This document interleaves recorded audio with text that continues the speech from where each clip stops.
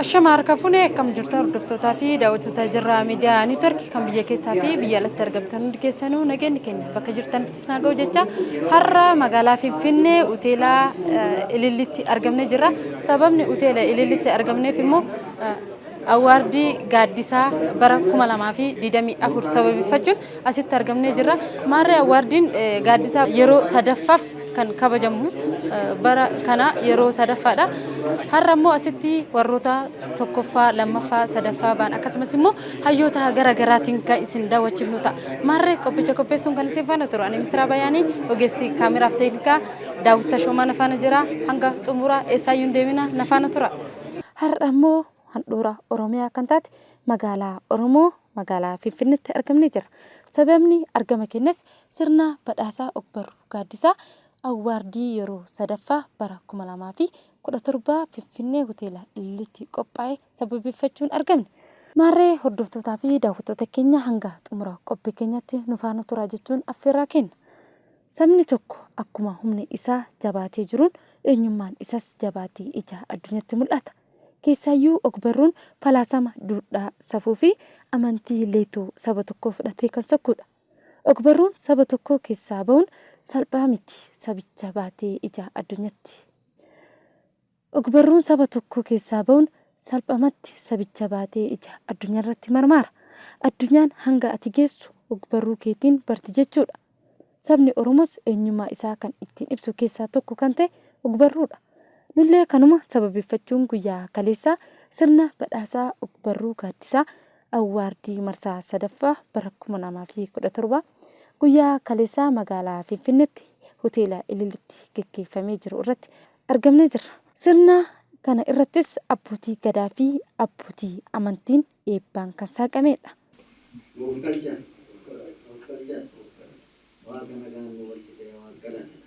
Galata.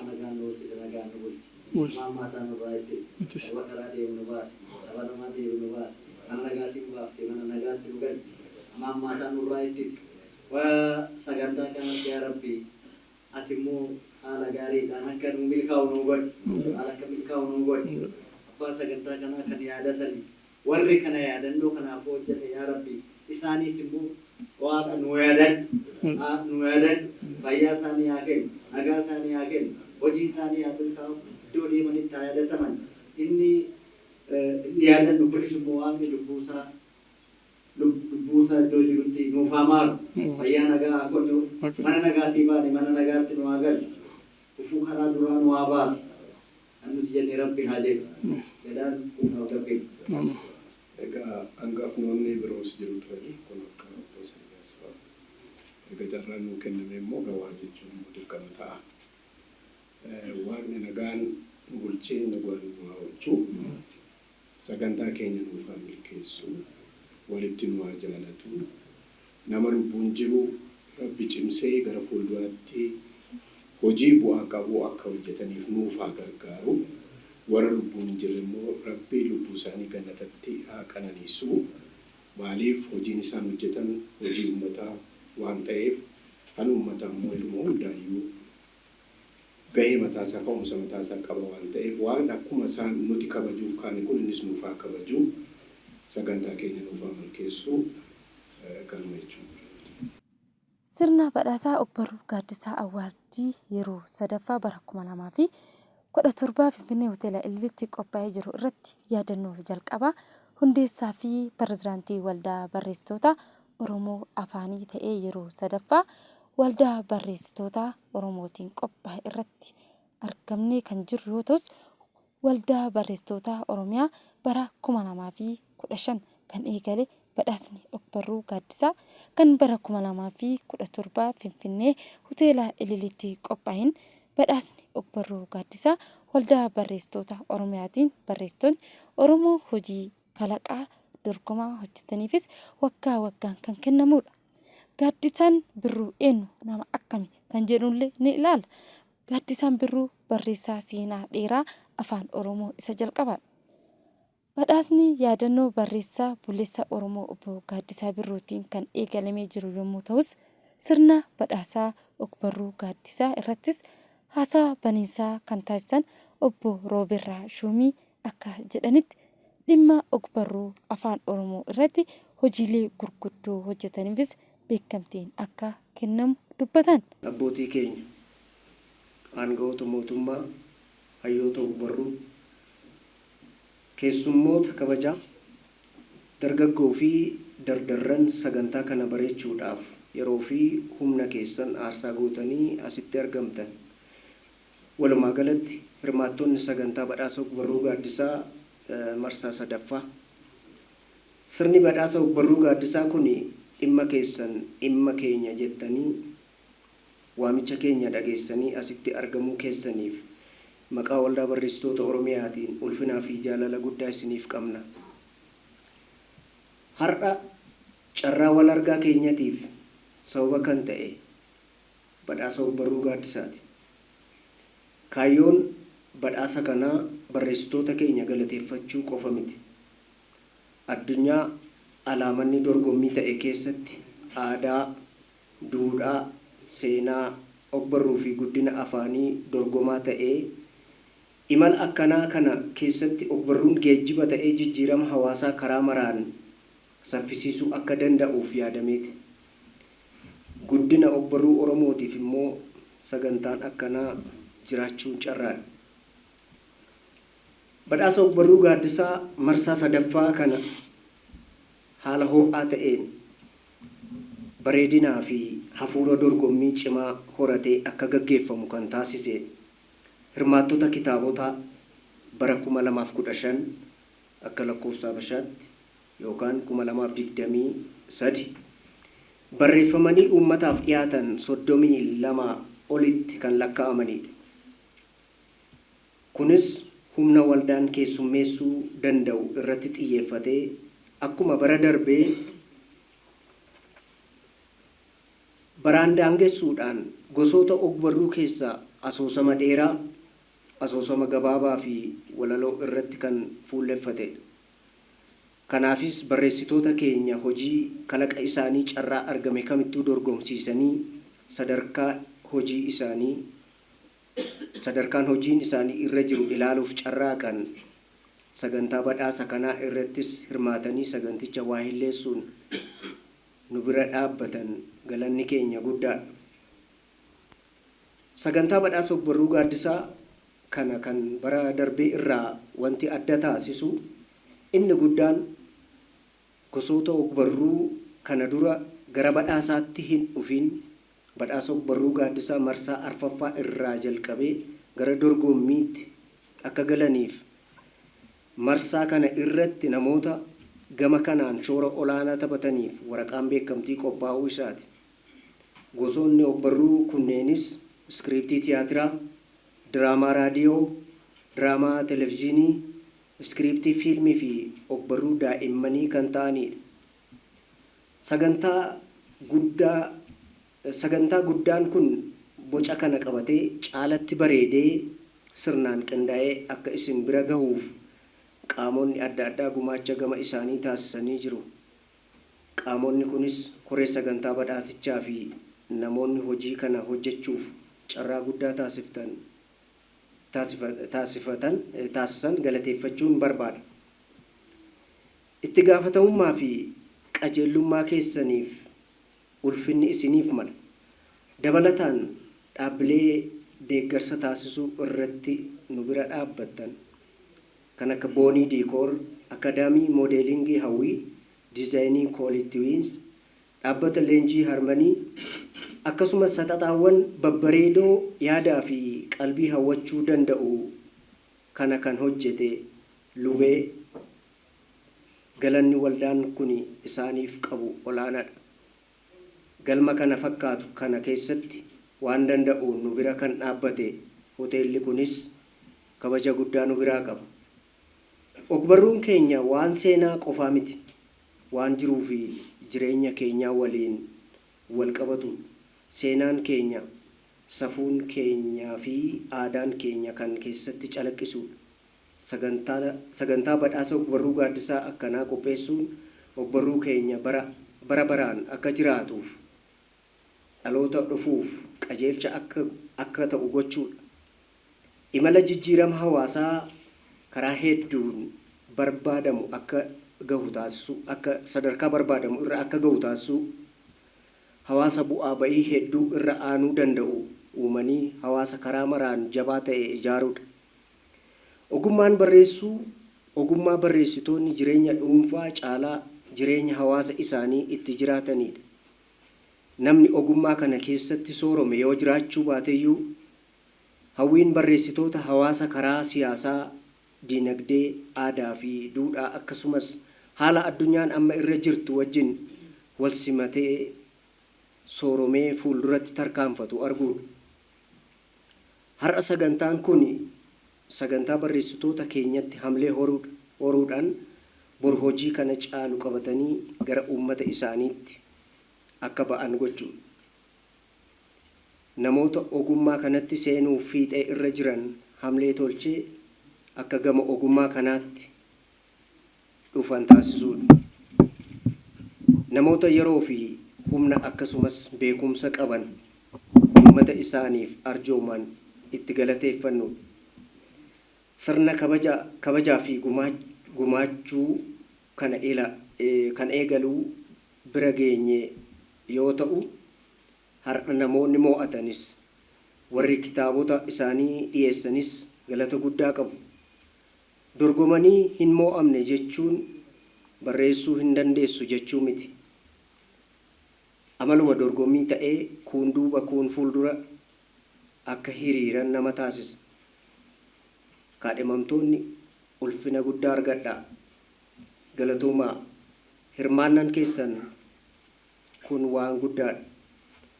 Sagantaa badhaasa ogbarruu gaaddisaa marsaa 3ffaa akka saaqxan isinitti kenninee jirra. Ulfaadhaa. Waltajjii keessatti imala jireenyaa barreessaa yeroo dheeraa kan ta'an afaan Oromoo hundeessaa fi pirezidaantii waldaa barreessitoota Oromoo kan ta'an yaadni Gaaddisaa Birruu bifa dokumentariitiin dhiyaatee jira. Sirna badhaasaa ogbarruu gaaddisaa awaardii bara 2017 kana irratti kitaabota ogbarruu maxxanfaman keessaa kitaabni filatamoo guyyaa har'aa ta'an badhaafamanii jiru. Asoosama dheeraa, asoosama gabaabaa fi walaloo kan ta'anidha. Isaan keessaa asoosama dheeraadhaan kan badhaafaman Ayyalaa Ijiree, Hiikkaa Lammaa, Lammii Beenyaati. Asoosama gabaabaan kan badhaafaman Ayyalaa Ijiree, Dachaas Ga'eeraa fi Dirribaa Hambisaati. Walaloodhaan immoo kan badhaafaman Ximqataa Kumarraa, Abboomaa Margaa fi Saphaloo Kadiiri. Sirna badhaasaa ogbarruu gaaddisaa kana irratti beekamtii kan argatan manneen kitaabota seenaa fi gaazexeessota dhimma ogbarruu fi afaan Oromoo irratti hojiilee gurguddoo hojjetaniifis beekamtiin kennamee jira. Saganticha irrattis kan argaman hayyoonni Oromoo garaagaraa fi gaazexeessonni hangafa biyya keenyaa keessatti shoora guddaa taphatanii fi artistoonni barreessitoonni ogbarruu afaan Oromoo gahee guddaa taphatan irratti qooda fudhatanii argaman. Waldaa barreessitoota Oromoo bara 2015 kan hundeeffame yoo ta'us wiirtuu aartii barreessitootaa dargaggoo fi manguddootaa tajaajilaa tureera. Maqaan koo Abboomaa Margaan jedhama. Kiraateeriyaan yookiin immoo ulaagaan ittiin gaaddisaa awaardiin kitaabota walaloo dorgomsiisu mataa isaaniitu iccitiidha jedhee yaadaani. Qabiyyeen ittiin kitaabni koo adda ta'uu danda'e jedhee kanan yaadu maloota ittiin walaloon barreeffamu adda addaa keessumaa haaraa ta'an jedhee kan ofii kootiif amanu. Fakkeenyaaf maloota walaloo akka Toomaa, Toodii jedhamantu jiru. Walaloota gaggabaaboodha beezikali walaloota toora 2 fi walaloota toora 3 kan jedhu irraati kan inni dhufe. Kontantoota akkasii kana qabiyyeewwan akkasii walaloota akkasii waan of keessaa qabuuf jedheen amana. Mata dureen kitaaba kootii Araada jedha. Araada. Araadni yoo kitaabicha dubbiste tarii sii galuu danda'a jedhee yaada. Maaliif mata duree walaloo baay'eetu kitaabicha keessa jira. Araadni ganuu anaa fi walaloo hiika addaa qabudha. Akkasuma immoo walaloota walumaa galatti kitaabicha keessa jiranii yaadota isaanii cuunfee of keessatti qabata jedhee yaada. Basically yoo ilaalte walalichi gabaabaadha. Garuu yaadaani bal'aa ta'ee waan yaadanaaf qabatuuf kanaaf araada jedhee moggaase jechuudha. Gammachuu natti dhaga'amee jira. Gammachuun natti dhaga'ame jalqaba irratti sagantaadhumti kun jiraachuun isaaf sagantaa kana dhufuun mataan isaa barreessitootaan isiniif jirra, namni dubbisu jira, ogbaruun afaan Oromoo hin jiraata. Abdii jedhu kenna waan ta'eef gammachuun koo jalqabaa sanii tokkoffaa ta'ee kitaabni koo immoo filatamuu isaatiin damee walaloodhaani caalaatti akkan hojjedhu hojiiwwan babbareedoo hojiiwwan qulqullina qaban kana caalaa akkan fidee dhufu hamilee naa kenna. Tole, ana maqaa kiyya Dr. Zabiibaa Roobaa Gafarsoon Anjaani. Ogeettii fayyaati, saayikolojistiidha, akkasuma barreessituudha. Badhaasa kaniin fudhachuu danda'e akkuma mata duree isaa gaa badhaasa kana ka qopheesse sagantaa waldaa barreessitoota Oromooti. An kanaan duran waldaa kana wal arkeen beeku ture biyya alaatiin jiraadha. So galateeffannaa hojii keetiitii ja'anii hojii kiyya gartokkee Oromiyaa keessa seensisee jira. Kaan ammoo alumatti maxxansee raabse. So sababa saniifiin badhaasa kanaa kennanii jechuudha. Hangammaa toteelii kitaaba 10 barreesse ani.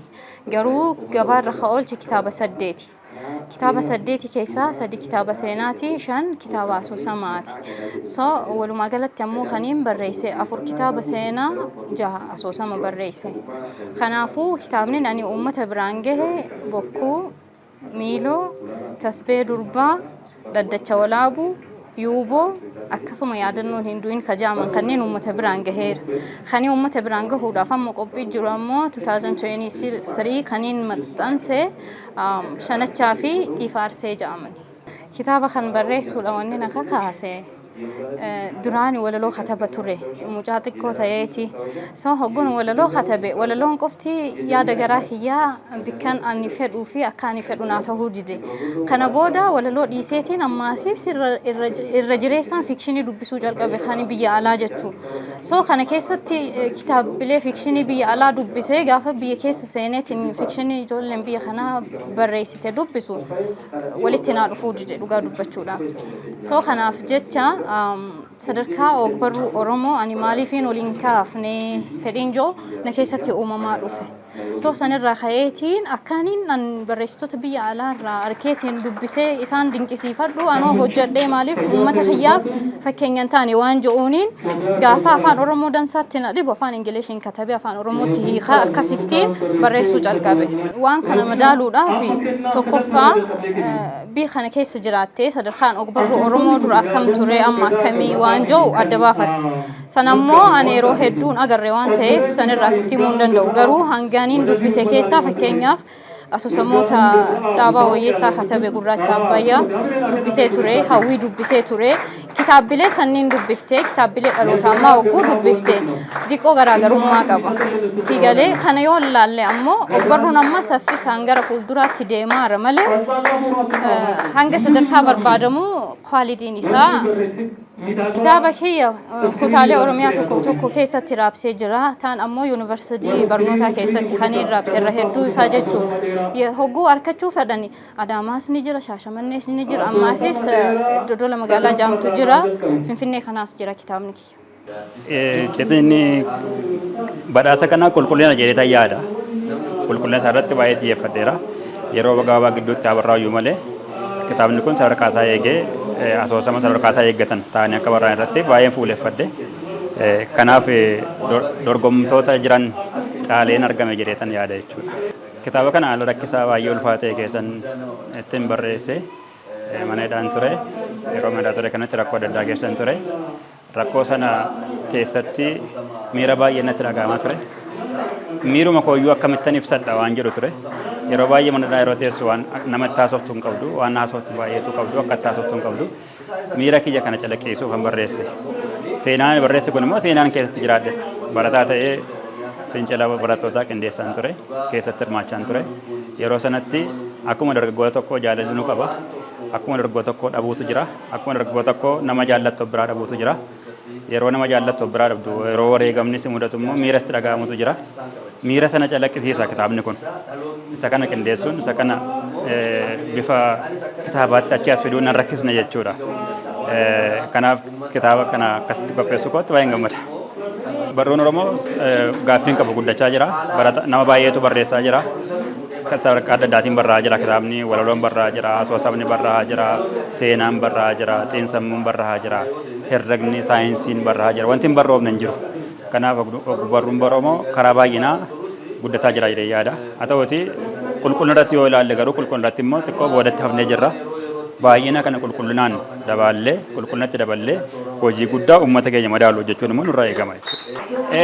Aartii fi ogbarruu waliin deemu inni tokko sakaan ala jiraachuu hin danda'u walitti hirkatu fiilmii yoo fudhannee diraamaa fudhannee sirba fudhannee hundumtuu ogbarruu keessatti hammatamu aartiidha. Kanaaf lamaaniyyuu walitti hirkatu. Ani ogummaa kiyyaan injiinara. Barreessuu kana ofuma kiyyaan fedhii kiyya waan hin ta'eef itti dhufe haa ta'uuti garuu yeroo barreessutti immoo qulqullinaan barreessuu hin danda'a.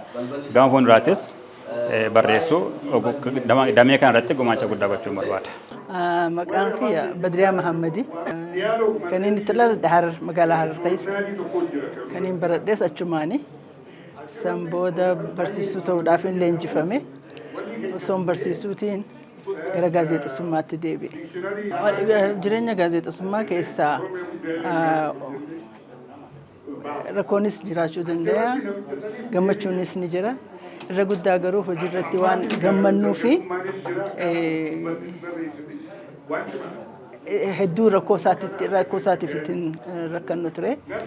Garuu nama gammachiisa maaliif osoo ijaan waliin arkin waan uummataaf nu qunnamsiisuuf jecha hedduu itti gammannee hojjechuu turre.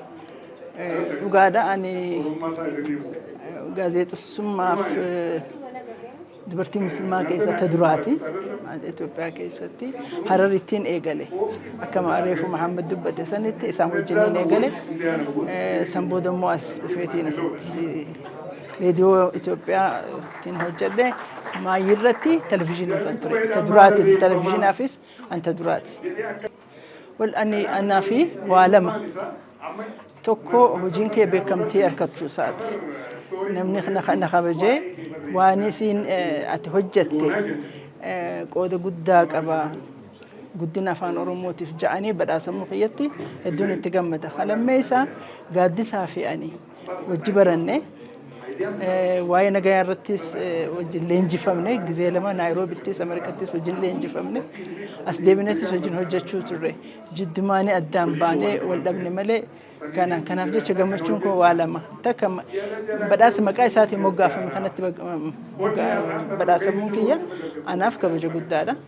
Halammee isaa hojiin kee beekamtee harkatee uummata duratti hojiin kee bakka guddaa qaba si kabajna jaanii xalayaa ragaa kennu isaaniititti waldaa kanaas niin galateeffadha hedduun itti gammade. Ani gaazexeessummaa eegaan dhaabe amata hedduu. Waa'ee dubartootaa garuu hin dhaabne. Gaafaan ani reediyoo jirus televezyiinii jirus waa'ee dubartootaa irratti hedduullee ta'uu baatu hojjechuun ture. San booda garuu waa'ee dubartootaa irratti hojjechuu ture. Dubartoota musliimaa Finfinnee keessatti waan gurmeessee mirga isaanii irratti isaan leenjisuun ture. Gara Affaaris gara naannoo hunda deemeetiin barsiisuu ture. Dubartoonni siyaasaa keessaas akka hirmaatan gochuudhaaf sanis hojjechaa ture. San booda immoo waa'ee nagaa irratti dubartoonni hiree guddaa qaban waa'ee nagaa buusuu irratti maaliif manni warri kan dhaabbatu dubartoota irratti ijoolleen kan naamusa argatu kan naamusa barattu haadha isaatiin irraa. Kanaaf jecha waa'ee nagaa irrattis as Itoophiyaa qofa osoo hin taane biyya alaattis Afrikaa sadarkaa Afrikaattis hojjechuun ture. Dubartoota Afrikaa wajjin warra amantoota adda addaa qaban dubartoota amantii adda addaa qabaniif sadarkaa Afrikaattis miseensituun ture sadarkaa addunyaattis qindeessituun ture asittis immoo dura teessuun ture. Kanaaf jecha waa'ee nagaa irratti waa'ee dubartootaa irratti waa'ee daa'imman irratti hedduun hojjechaa ture san booda. Amma immoo of sooromseetiin mana jira. Wal gammachuu akkamittiin ibsaan beeku. Maaliif ati waa hojjettu hoggaa waa hojjettu unkaan badhaasaa fi xalayaa ragaa kan uummanni beeku si kennuu miti yoo shaahii si affeeranillee ni gammadda. Kanaaf jecha gammachuu kee kana jee ibsuuf na rakkisa hedduun itti gammade. Maaliif biyya alaatiitiin kan argattuu fi biyya keessatti uummata kee biratti badhaasa kan argachuun waan guddaadha. Kanaaf hedduun itti gammade. Egaa hordoftootaa fi daawwattoota jirraa miidiyaa neetworkii qophiin keenya har'aa hoteela Ilillitti argamne qophiin awaardii akkasumas immoo gaaddisaa badhaasaa garaagaraa irratti kan hordofaa turre asirratti goolabna. Maarree qopheessuun kan isin faana ture ani Misraa Bayaanii ogeessi kaameraaf teeknikaa Daawit Tashoomaan faana ture yeroo gaarii.